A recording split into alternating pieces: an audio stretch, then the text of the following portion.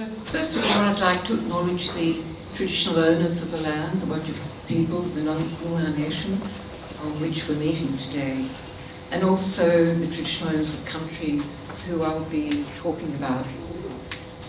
So this was the theme of the panel, and we were asked to consider some of these aspects, and I'll be raising some of them and my colleagues will be addressing them also and adding more.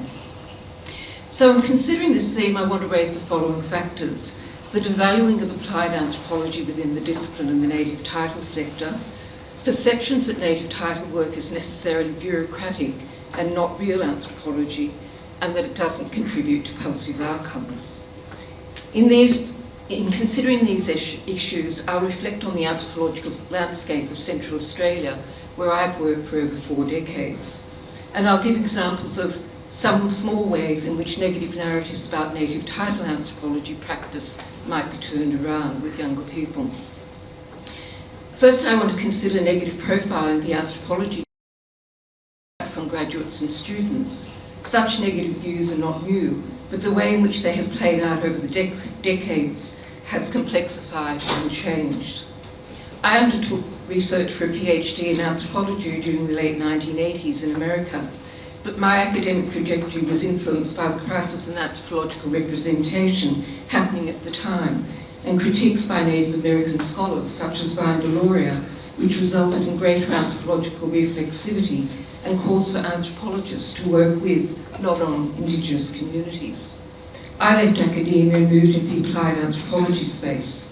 Over the years, I worked on neuro-senti Aboriginal land claims, the first Stolen Generations case, Aboriginal deaths in custody, various native title claims, and more recently Indigenous land management and environmental projects, amongst other matters. And in the past decade, I've also had a foot in academia, lecturing anthropology at New York University Sydney campus.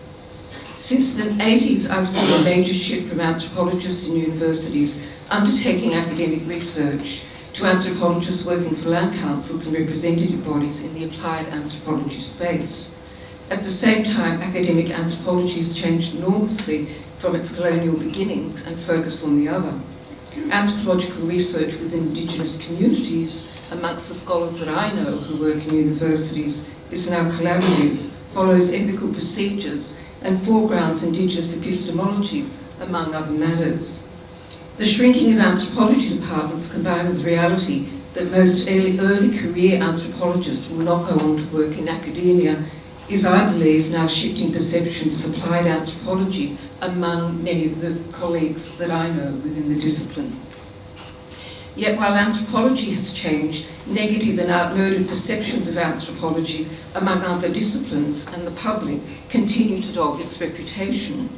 This politics of anthropology can dissuade emerging anthropologists from engaging in the native title space and negatively affect those already engaged in the space.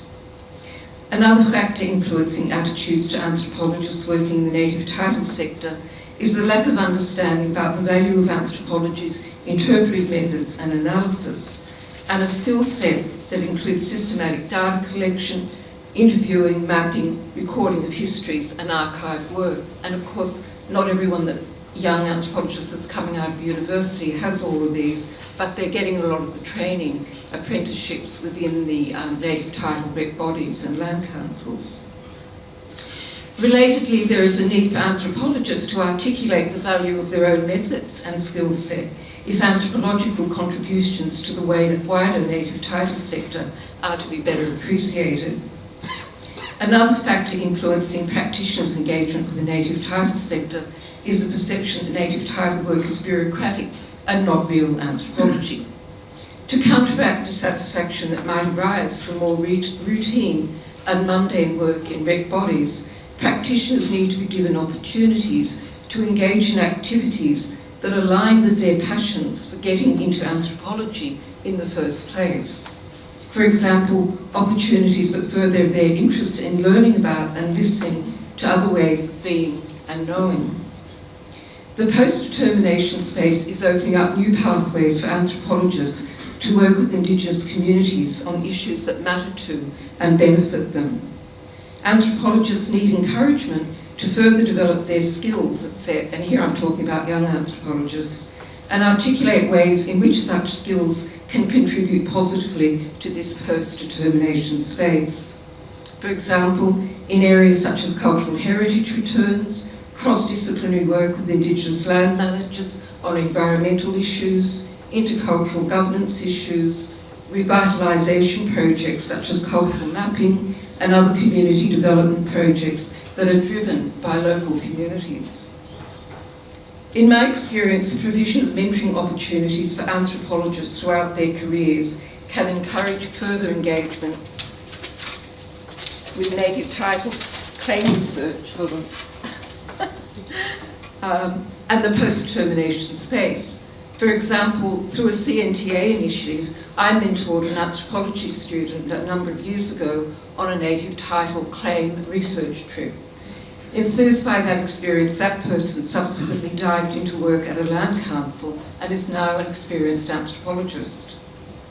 Recently, I mentored another land council anthropologist who wrote an article for an anthropology journal, Anthropology Forum, on the topic of cultural repatriation of ancestral remains from a museum.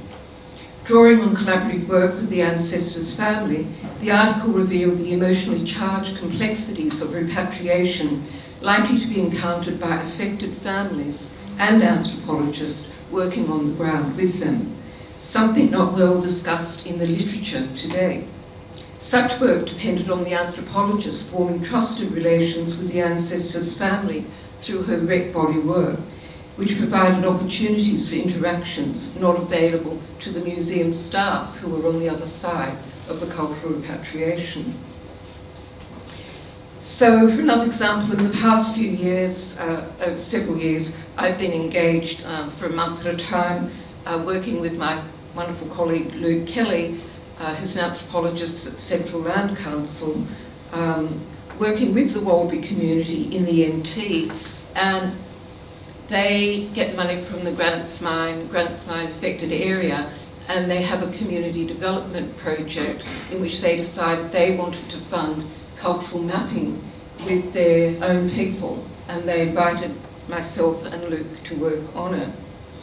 And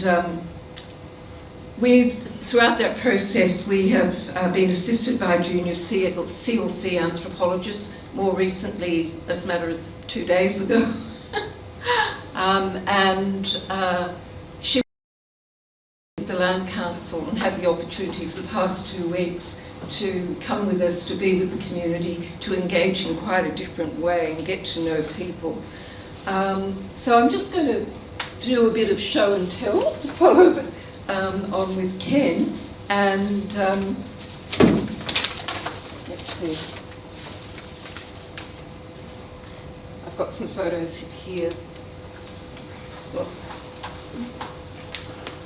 So it started out that we take multi-generational groups of people out onto country, and they would tell songs, sing songs, tell stories, and younger people would record the stories, etc. And here we are at a site, a soakage near Mount Barclay, and we also piggyback with rangers on trips to country, where they have they go out and burn. These are week-long trips out in country, which is very difficult to access, and the intent is to use helicopters to go out to drop people, to burn, to drop incendiaries, to break up the country, to create mosaics, if you like, patchwork, so that wildfires don't go through. But the rangers use the helicopter in the afternoon, and we use it in the morning to go and visit sacred sites that are not accessible by roads. And you can see fire in the background there. Okay. This is one of our camps with a helicopter of an early morning. This is Jungai, who unfortunately now is deceased, flying over his country.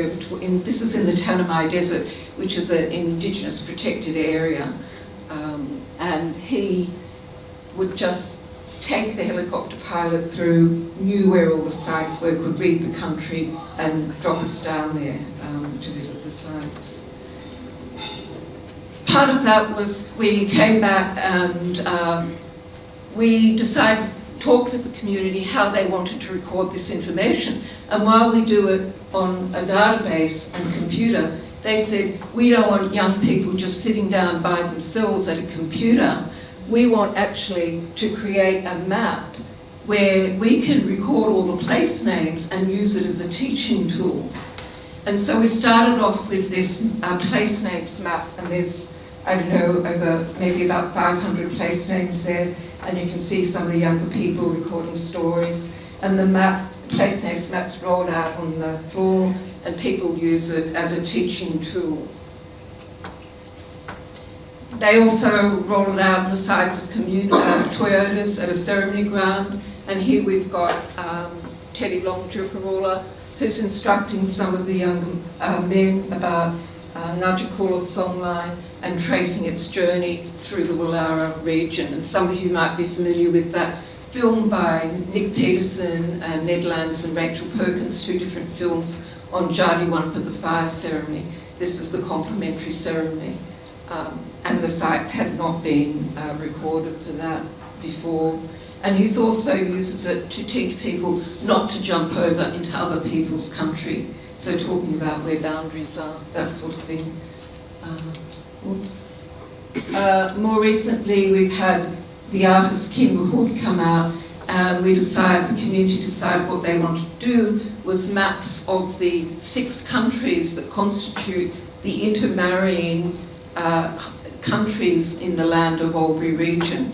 And so this is the beginning of it, visiting one of the sites, discussing what's going to go on the map. And here you've got a group of men working on one of the maps with Teddy in the background, and some women working on it. That's a very young anthropologist there who has spent time with us over the past few weeks. And it's a wonderful communal activity. It's the closest thing to being involved in ceremonies around people singing songs, teaching, that kind of thing, a very social, convivial activity. There's one of the maps that's finished there, Teddy Long with another one. And so this goes to the point of educating people. So what they want to do, we've still got more maps to do on different topics, but they want to have an exhibition in Alice Springs and then possibly one at the National Museum if they can get funding, or else in another museum in Sydney, to educate the public about relations to country and how important that is. But the important thing about this is not the product, it's the process. And the younger and middle-aged people have now this embodied knowledge of being on the land and having learned about it. And so there's, it's an incredibly strong project. Okay. So anyway, out of all of this, I've observed a more positive shift take place of perceptions of anthropology among many Indigenous people and regions that I work in. And in part, this shift has occurred in concert with the expansion of the post-determination and cultural heritage space. So with that, I'm going to turn over to Tanya. Thanks.